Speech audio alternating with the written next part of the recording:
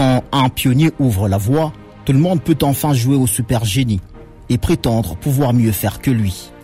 Mais on ne peut faire la marionnette pendant si longtemps, surtout quand il est question de faire preuve d'une volonté politique pour le bien-être de sa population. En tant que gouverneur, Richard Muyej-Manguez-Mons a un bilan tellement élogieux.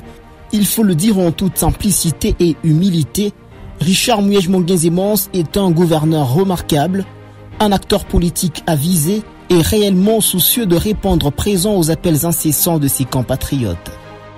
Le bâtisseur ou Papa Solution ne sont donc de creux slogans propagandistes au vu de ses réalisations. Mais à ce jour, l'honnêteté ne veut plus rien dire.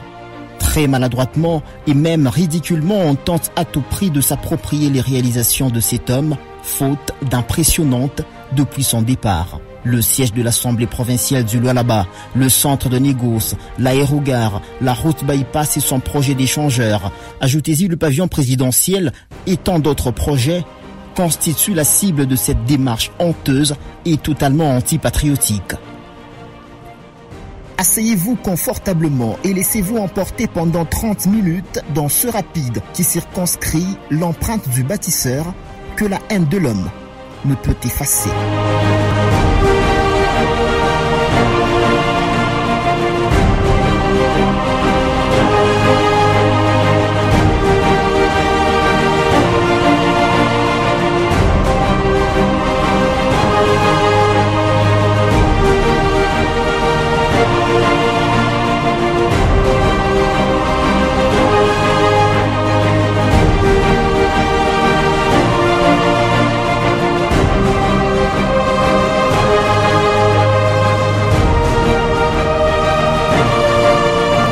Pendant plus ou moins 5 ans, un homme a remué ciel et terre pour susciter de l'espoir et imprimer une dynamique de développement dans un environnement où tout était sens dessus-dessous. Après une farouche bataille, celle de répondre aux besoins sociaux urgents de sa population tels que l'eau et l'électricité dès son arrivée en tant que commissaire, Richard Muyej-Manguez-Mons, gouverneur de la province du Lualaba, s'était tout de suite engagé sur un front trop posé. Faire passer le Lualaba d'une province qui n'avait pour acquis que ses limites géographiques à une province pilote.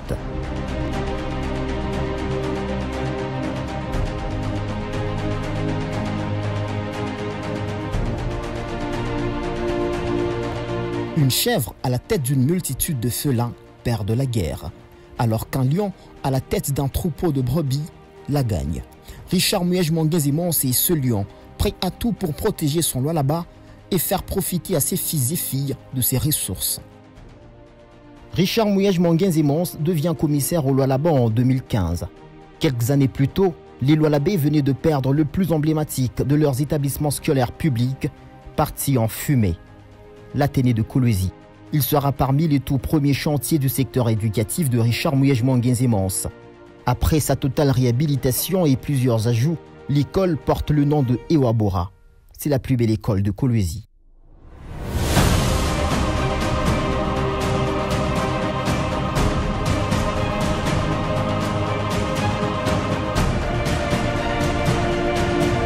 Dans ce même programme de réhabilitation des infrastructures éducatives, l'Institut Kawaya, l'école Kawaya et l'école Sifa de l'église kimbanguiste située à Kassulo étaient également bénéficiaires. Toujours à Kassulo, l'école Garingans, alors dans un état très piteux, le gouverneur bâtisseur Richard Muyej-Manguez-Mons l'a totalement démoli et rebâti dans un délai record. Ce geste est resté gravé dans les cœurs de toute une population et a réactivé les ambitions des apprenants. Ces 3 écoles ont été construites avec l'accompagnement financier de la Rabobank qui a participé dans l'érection de 2 écoles et de la CEDEM qui a appuyé la construction d'une école. Les pédagogues estiment que la qualité du cadre influe sur le processus d'apprentissage. À l'intérieur de la province, comme ici à Kayembe, de nouvelles salles de classe ont été construites et équipées dans cette école. Lors de son inauguration, le gouverneur Richard Muyej-Manguez-Mons avait répondu aux besoins de sa population, celui de construire une autre école. Le projet avait démarré aussitôt après, ce qui fait un total de 2 écoles à Kayembe. Même chose un peu plus loin, à Muchacha, chef-lieu du territoire. Ces salles de classe que vous voyez sont les premières depuis les 4 décennies d'existence de cette école. Après l'inauguration, Richard Mouyej Monguenzé-Mons a ordonné la construction d'une autre école. Ici aussi, grâce à cet homme, dit le bâtisseur, 2 écoles ont été construites dans un laps de temps. Un véritable bonheur pour cette population, surtout pour sa jeunesse, relève de demain. Le territoire de Sandoa, lui, est encore un peu plus loin de Kolwezi, à plus ou moins 450 km.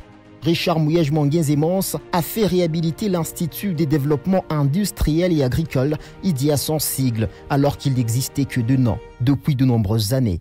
Encore une fois, à l'intérieur de la province du Lualaba, à plus de 750 km de Kolwezi dans le territoire de Kapanga, Richard Mouyej Monguenzé-Mons a fait réhabiliter l'Institut supérieur pédagogique de Moussumba. Ces auditoriums ont été complètement refaits. L'image qu'il présente à ce jour n'a rien à voir avec l'ancienne. Faire mieux et excellemment bien pour sa population est le leitmotiv de Richard Mouyej Monguenzé-Mons. En tant que patron de l'exécutif, il a décidé que chaque année scolaire, la province du Lualaba soulage les parents d'élèves finalistes en prenant en charge la totalité des frais de participation aux examens d'État. En même temps, il décidait d'octroyer des bourses d'études aux élèves finalistes des humanités qui se distinguent. Ces derniers prenaient la direction de Chypre pour continuer leurs études universitaires.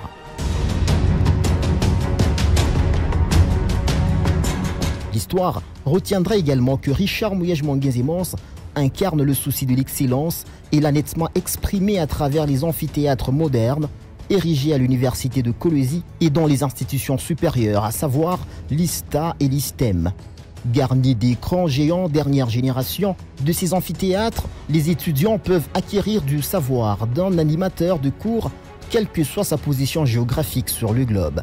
Sur ce même chapitre, soucieux de favoriser la formation permanente et la promotion des jeunes enseignants, le gouverneur Mouyej a institué le fonds de recherche avec pour objectif de financer les voyages d'études, les programmes de recherche pour les doctorants et l'organisation des colloques scientifiques. La province de Richard Mouyej Monguenzé-Mons en avait déjà marre de toujours recourir à la Zambie pour s'offrir sa denrée de première nécessité, la farine de maïs. Aussi, elle voulait diversifier son économie en versant entre autres dans l'agriculture. C'est dans ce cadre qu'est né le projet expérimental de Nkando. 3000 hectares de maïs ont été cultivés par le gouvernement et parallèlement, les petits agriculteurs ont cultivé 6000 autres grâce justement à l'appui en intrant du gouvernement. Et sa vision était que progressivement, chacun des 5 territoires de sa province en cultive 5000 chaque année. Sur le marché, la concurrence était devenue forte, la population y trouvait son compte. Toujours dans les secteurs agricoles, Richard Mouyej Monguenzé-Mons peut être fier d'avoir réussi à relancer le projet des champs de semences dans les territoires de Lubudi, la Sagrissime, dont les premières productions d'intrants ont servi la population de la région. La Sagrissime vient de gagner la confiance du nouveau partenaire dans la dynamique de relance de la Cimencat pour asseoir davantage ses structures. Hormis le secteur agricole, Richard Mouyej Monguenzé-Mons a misé aussi sur le tourisme pour diversifier l'économie de sa province. C'est dans ce cadre que certains sites touristiques ont été ciblés, à l'instar de Tchatouta dans le territoire de Muchacha et la chute des Caillots dans le territoire de Lubudi.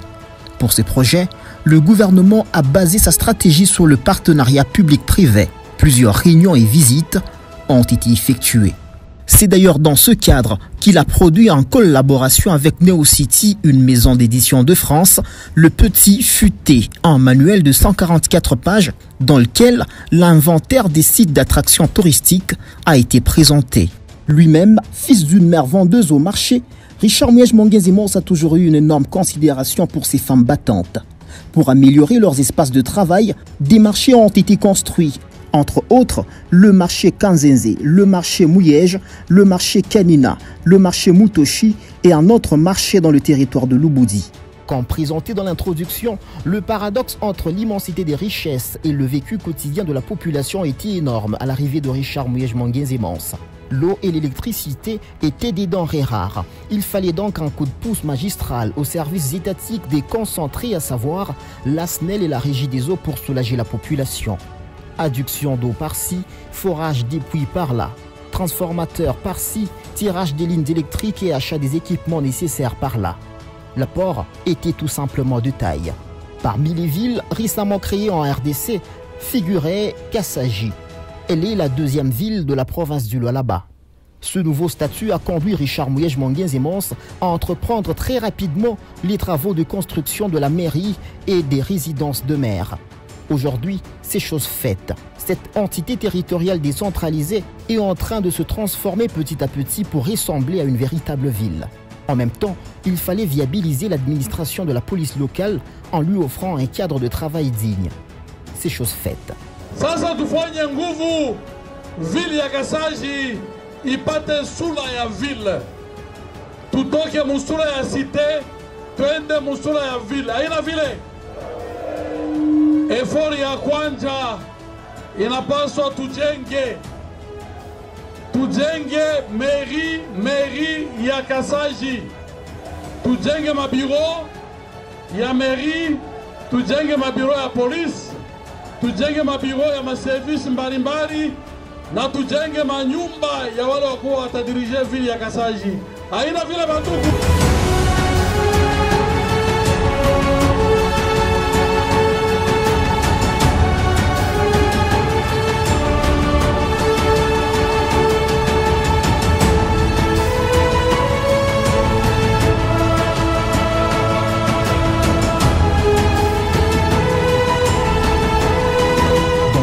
De couvrir le déficit en termes d'engins routiers, Richard Mouyej Manguin-Zemons s'était résolu d'offrir à sa province un atelier qui a servi et qui continue de servir dans la praticabilité de la route nationale numéro 39, principalement dans un programme dit de pointe-à-temps, c'est-à-dire le gros du travail est d'en finir avec les bourbiers. À plusieurs reprises, Richard Mouyej Manguin-Zemons a dépêché son ministre en charge des infrastructures, Norbert Mbangu Mwangal, pour inspecter les travaux et s'assurer que le trafic n'est pas perturbé.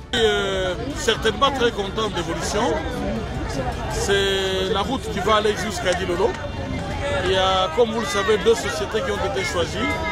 Là, nous venons de visiter le tronçon qui est en cours de réalisation par Crexet pour le compte de Sopeco. Le deuxième tronçon commence à Kamouloulou. Vous avez vu par là où nous avons commencé la visite des engins à l'office de route. C'est vous dire que le travail se fait sérieusement. Je vais dire à notre jeunesse que le mot d'ordre est simple. Pas de polémique. On se concentre sur le travail. On a un retard à rattraper.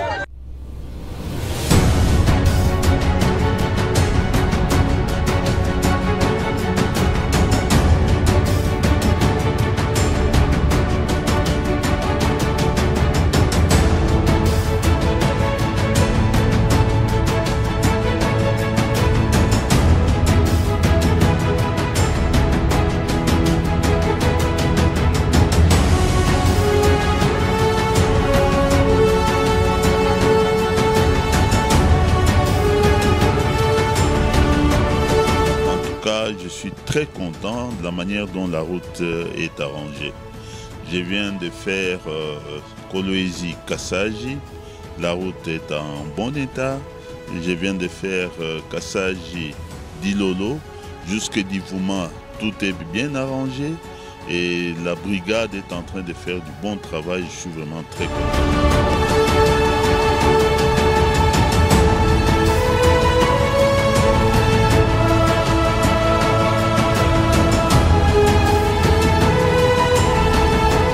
Pendant que les engins de la province s'assurent que le trafic sous la RN39 était toujours fluide, les travaux d'asphaltage de cette route nationale se poursuivent jusqu'à ce jour. Aujourd'hui, c'est plus ou moins 100 km déjà asphaltés. Les routes des agglomérations doivent être protégées des engins lourds pour leur vie, mais aussi des embouteillages que ceux-ci créent.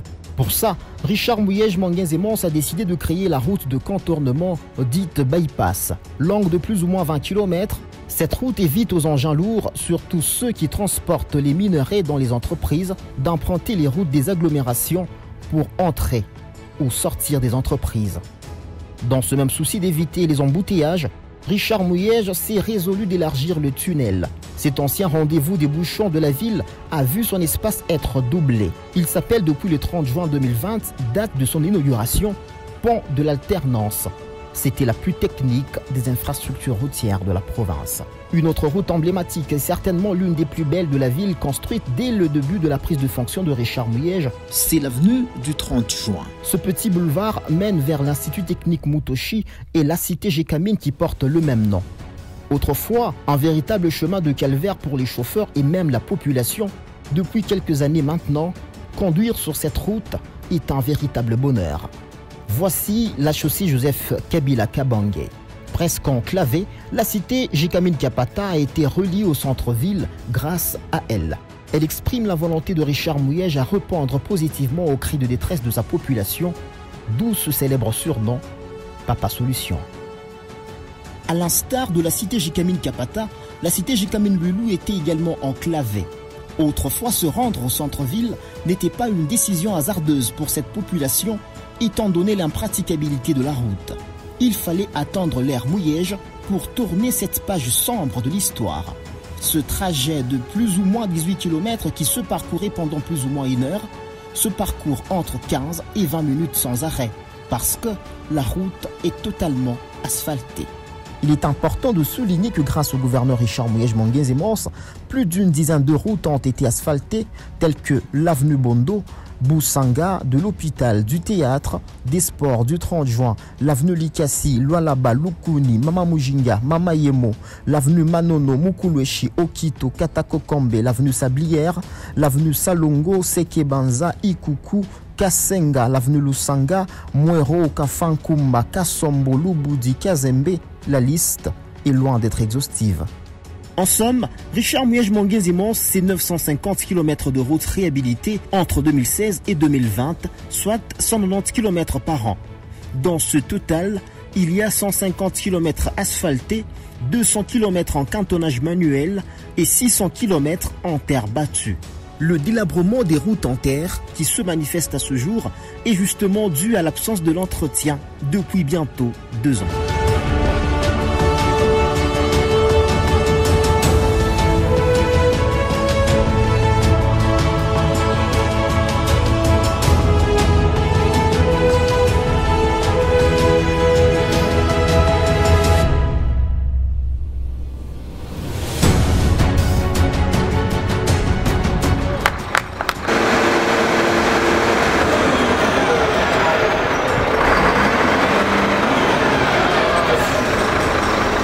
C'est une route importante, comme vous le savez, une bonne partie de la population habite de ce côté-ci. Les travaux vont commencer à partir du rond-point Malou jusqu'à la ligne haute tension, presque à l'entrée de la cité Mutoshi. Non seulement on va raser, mais on va asphalter. Ça sera macadamisé jusqu'au bout. C'est dans l'élan de modernité, nous devons absolument rendre cette route praticable.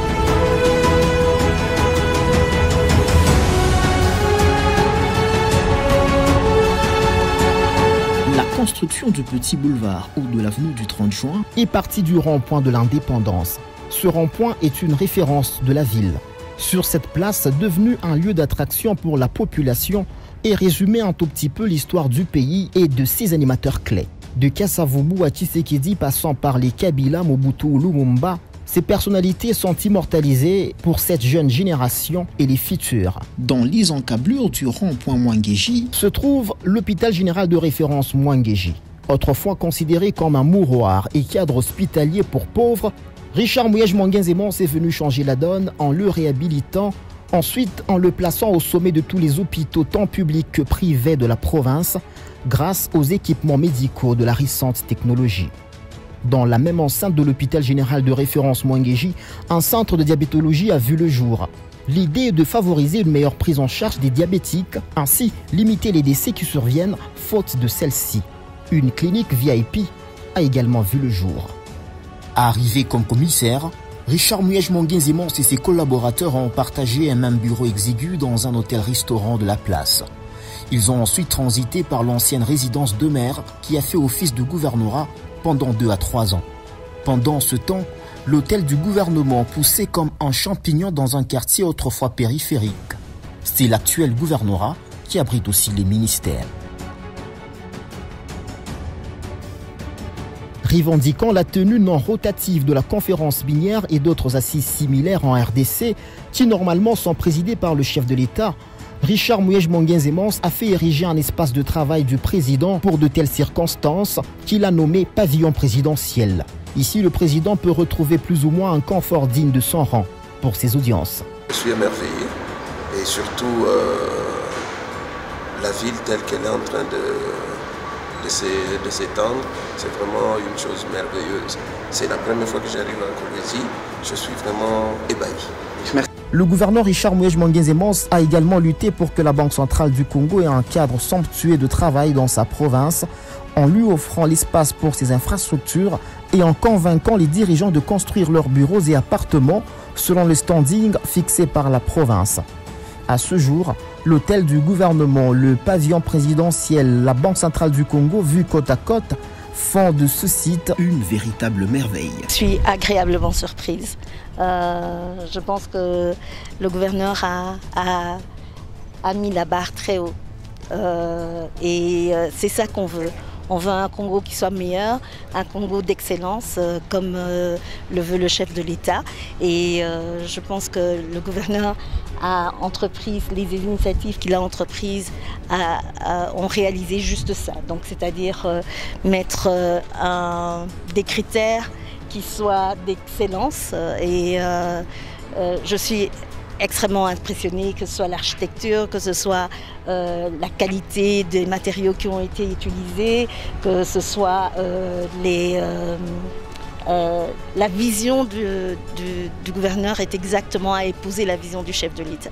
C'est une province qui ne fait que... C'est un grand boom. C'est une province qui a énormément d'avenir. C'est une province qui est porteuse du secteur qui contribue le plus à l'économie nationale. Et on peut dire que l'avenir de demain, ce sera sans doute le Lualaba.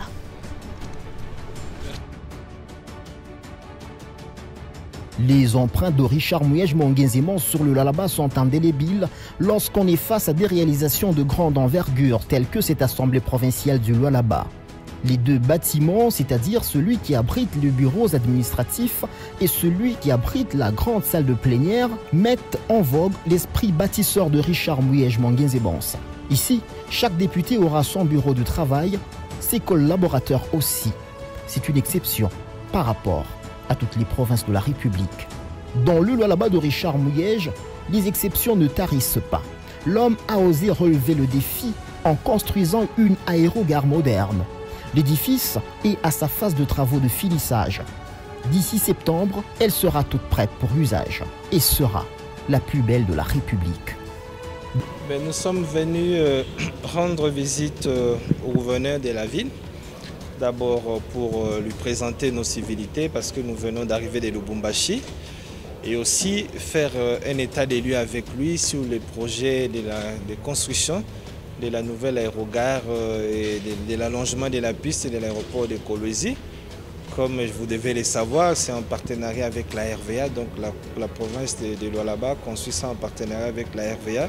Nous devions discuter autour de ça pour voir à quel niveau se trouvent les travaux aujourd'hui, qu'est-ce qu'il faudra faire pour les accélérer, parce que nous voulons que cet aéroport soit opérationnel l'année prochaine.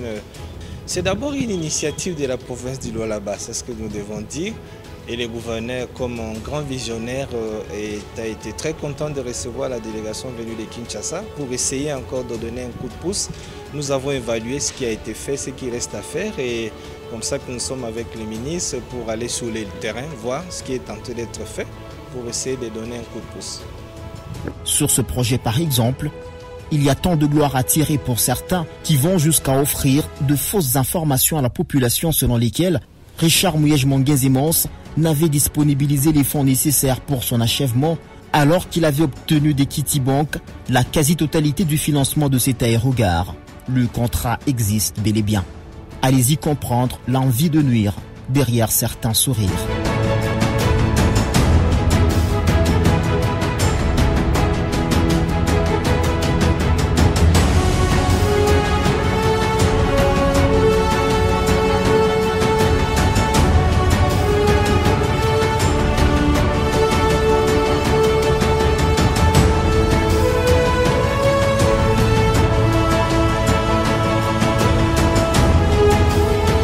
savez, le Lualaba, surtout son chef-lieu Kolwezi, avec tout ce qu'il y a comme investissement minier et ambition touristique, devrait déjà cesser d'être un lieu d'escale, un site d'escale. Kolwezi doit absolument et rapidement devenir un espace de destination. Un espace de destination. Et là, nous nous sommes engagés sur fonds propres en partenariat avec RVA pour réaliser cet aérogare. Et nous espérons que le gouvernement va nous accompagner dans la phase de l'élargissement et de l'allongement de la piste. Nous avons fait notre part et je ne crois pas que dans l'histoire de ce pays, qu'il y ait eu une province qui ait pris une telle initiative. Nous sommes la première province et nous le faisons parce que nous voudrions que cette province se développe et très vite. La province a des atouts, mais si on reste dans l'immobilisme, le développement ne viendra pas. Ce n'est pas une génération spontanée. Il faut poser des actes, il faut une grande vision, il faut une détermination, il faut une volonté politique forte. Nous essayons de répondre à toutes ces conditions pour que cette population qui nous observe comprenne l'importance et l'impact de ces projets miniers. Et nous essayons de nous atteler parce que nous connaissons les objectifs. Nous savons où nous allons et ce que nous cherchons. J'ai eu l'occasion de parler avec les autorités au niveau national pour qu'elles nous accompagnent dans ce que nous faisons parce que les bons pour le développement du pays peuvent partir d'ici. Nous avons les atouts. Dans le souci de prêcher par l'exemple en tant que bâtisseur et leader, Richard Mouyej-Mongenze-Mons, via son gouvernement, a complètement financé la construction du bureau communal de Fungoromé. Tout ce que la commune a eu comme responsabilité à prendre, c'était celle de l'équiper. Un autre gigantesque projet, c'est le centre de négoce. Il est conçu pour être un énorme marché des produits miniers issus du secteur artisanal. Richard Mouyej-Mongenze-Mons l'a imaginé pour permettre à la province par ricochet à la République de contrôler et de tracer les produits miniers, mais aussi pour en finir avec les conflits permanents entre les acheteurs et les creuseurs sur fond des trucages des balances. Banques, lieux de repos, laboratoires, etc. sont également érigés sur cet espace de plus d'une dizaine d'hectares. Fermé pour non-viabilité, le stade Dominique Diour a réouvert ses portes grâce à Richard Mouyej-Mongenze-Mons. Il fallait reconstruire la clôture à certains endroits, placer une pelouse synthétique, placer le tartan tout autour de l'aire de jeu du sport roi pour les athlètes, construire l'aire de jeu de basketball, volleyball et handball, tout en réfectionnant l'espace des supporters et la tribune. Le tout pour rendre hommage et immortaliser son prédécesseur qui, lui, a gouverné le Lualaba entre 1964 et 1966. Dominique Diour. Pendant que le stade Dominique Diour ne pouvait pas accueillir les compétitions de football, Richard Mouyej-Mongenze-Mons avait en urgence rendu viable le stade Manika, un stade privé de la GECAMINE, en lui offrant une pelouse synthétique et bien entendu d'autres aménagements y afférents.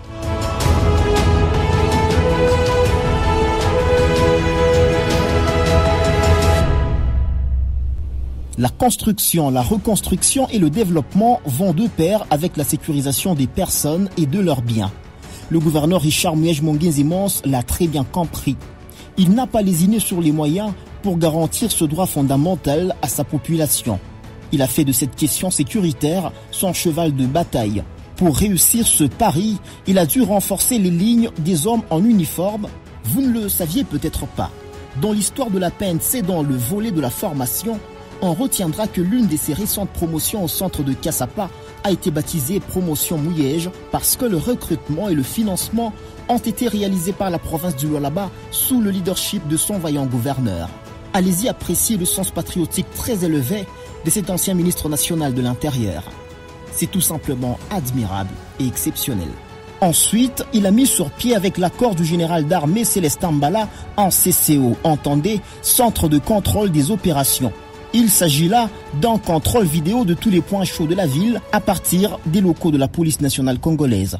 À cela s'ajoute l'octroi fréquent des charrois automobiles, le paiement des primes et bien d'autres avantages dans le but de motiver les policiers. La sécurité des populations et de leurs biens étant notre préoccupation principale, le gouvernement provincial s'engage à encadrer et à appuyer les actions de la police, de la justice et des services de renseignement.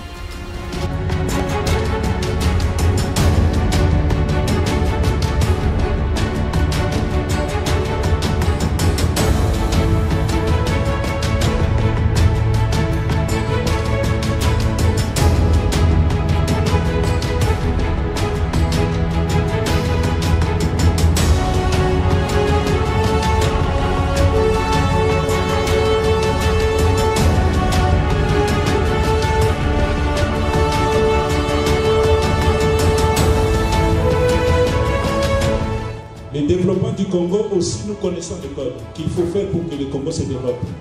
Ces deux éléments qu'il faut mettre dans l'appareil, dans le Congo, c'est la compétence et l'honnêteté.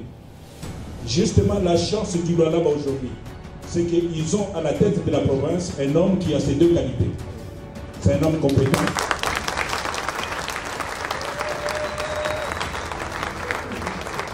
C'est un homme compétent et c'est un homme honnête. Honnête pourquoi? Parce qu'il a compris le principe selon lequel l'argent du trésor public doit servir à la communauté. Ce que d'autres n'ont pas compris. Les Bassoïs disent Kula pesa la serikali ni arabu.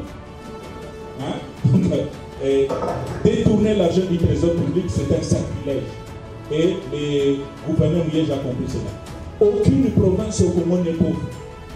Mais il suffit qu'on arrive à trouver ces oiseaux rares où on trouve un gouverneur compétent et honnête, chaque province va décoller. Je vous remercie. Richard Mouyej-Monguez-Mons a insufflé la culture de bâtisseur à ses collaborateurs. Sous son leadership, la transparence dans la gestion de la redevance minière au niveau des entités territoriales décentralisées était une évidence. La commune de Manika, de Dilala, de Fungurume et le secteur Luilou ont excellé dans les réalisations telles que vous pouvez le voir sur ces images.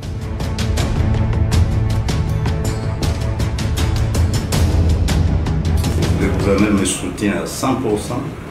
Chaque fois que je lui propose des idées, il me soutient. Certaines idées viennent de lui, il me dit, en tout cas, il me pousse à mieux faire. Donc les relations sont au beau fixe.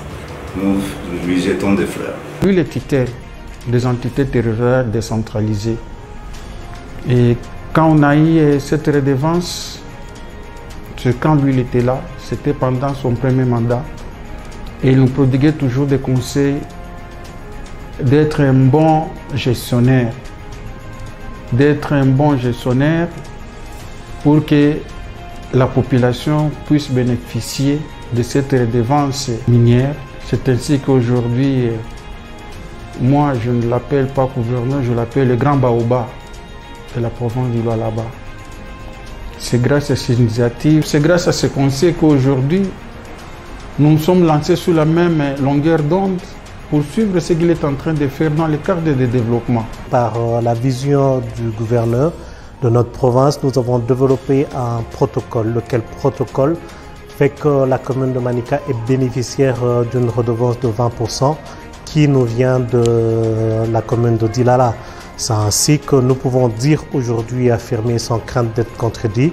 C'est la loi qui est derrière nous, c'est le gouverneur, son excellence qui est devant nous en tant que leader et nous suivons ses pas.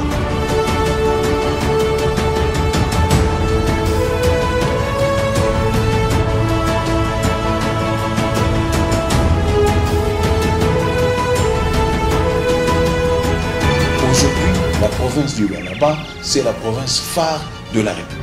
Celui qui ne connaît pas, il souffre de la cécité politique. C'est-à-dire quand on dit qu'il n'y a plus de transformation, j'ai l'impression là c'est une mauvaise foi. Sur ce même chapitre, en passant, il faut dire que la conférence minière organisée en 2018 à Kolwezi a mis à nu l'insuffisance en termes de cadre d'accueil pour visiteurs, principalement les hôtels et les guest houses. Pour pallier cela, le gouvernement Mouyej avait mobilisé 5 millions de dollars pour permettre aux particuliers de finaliser les travaux de leurs édifices, ce avec un programme allégé et méthodique de remboursement.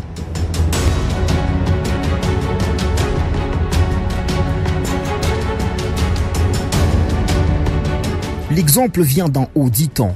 Ils ont vu Richard Mouyej-Monguenzemans contribuer à la beauté de la ville avec des constructions imposantes. L'effet de contagion a fait son travail jusqu'à atteindre les privés. L'ère Mouyej a enregistré d'importants investissements dans l'immobilier tels que MyRêve, MyVilla, MySuite, Raobank et bien d'autres bâtisses encore en chantier. Rincez-vous l'œil. Je suis l'homme le plus heureux. Quand je passais par ici plus tard, je me dirais, ça s'est fait pendant que j'étais gouverneur.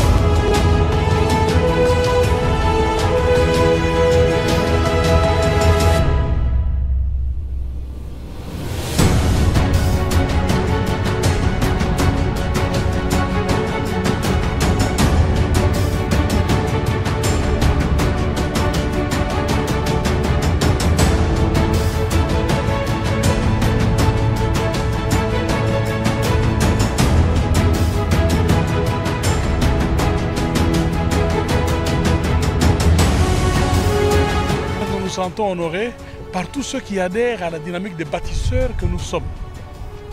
Vous avez vu le pavillon présidentiel, il y a beaucoup de commentaires là-dessus. C'est un atout parce que nous revendiquons le siège de la conférence minière du Congo. Nous voudrions, à l'instar d'Indaba en Afrique du Sud, qu'au lieu de se balader dans toute la République, que les journées minières s'organisent sur un site. Cela va nous pousser à investir. Nous avons déjà le bureau du président de la République, qui est le président de la conférence minière. Nous sommes en voie de commencer les travaux de la résidence au même moment que l'amphithéâtre qui recevra nos invités. C'est une énorme salle de 1200 places. C'est en cours. Nous tenons après notre passage que nos enfants et les petits-enfants disent qu'il y a eu une génération de bâtisseurs. C'est dans cette condition que même dans nos tombes, nous serons à l'aise. Mais partir et ne rien laisser, juste les slogans, non, c'est tout, sauf nous. Richard Mouyej-Monguenzemans est incontestablement un monument vivant pour le Lualaba, n'en déplaise à ceux qui ne sont à l'aise qu'avec le mensonge. Alors, mentez, mentez, mentez, remontez même. Il en restera toujours quelque chose. L'opinion est très clairvoyante et sait qui a fait et qui fait quoi pour elle.